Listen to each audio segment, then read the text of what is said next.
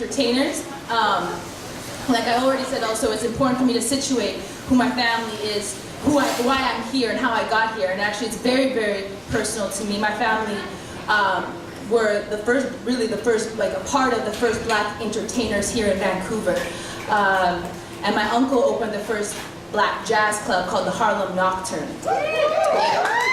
So, it's cool because my cousin Thelma's sitting there in the audience here too. It's really precious that she came out, who was a dancer at the Harlem Nocturne. And that's what this space was. It's really beautiful. Like this space in here is really important, you know? It's about people gathering and sharing. It's so special to have my family here because the Harlem Nocturne in particular was a hub for my family. My grandpa played on the piano, Thelma worked the floor show, my Aunt Marcy worked the floor show, part-time cashier, part-time cook. So there's so many memories that come from this hub, from this space. So what I did actually was I'd go to Thelma's house for tea and ask her all these questions about the Harlem Nocturne. What did it look like? What did it smell like when you walked in there? I wanted to know everything. So this poem, it doesn't really belong to me, but to Thelma, who was the griot.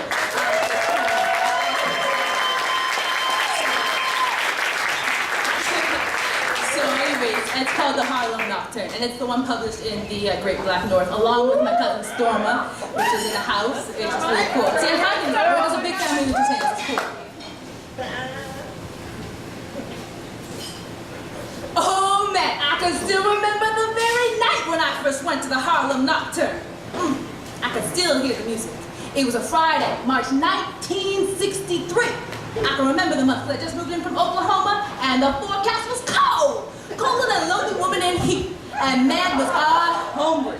So I headed to a slick chicken joint at the corner of Union and Main, and from 3 blocks away, I swear, 3 blocks away, my frozen ears were thawed by Vancouver's own Thelma Gibson. Sweet to the ear, singing, I got it bad, and that ain't no good. And you know she don't lie, because in that moment I had it bad, but it sure felt good.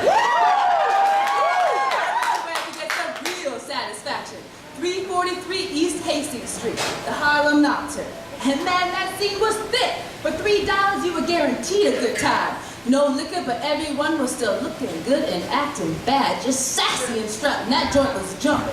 Soft, light, smoke-filled air, heavy with fried chicken. You don't even need to eat, for that smell was so thick, it made you full.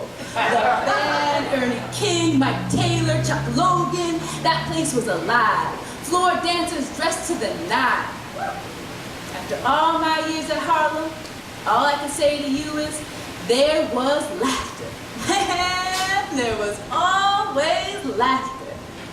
So, in the words of the great Ernie King, ladies and gentlemen, that's all, y'all.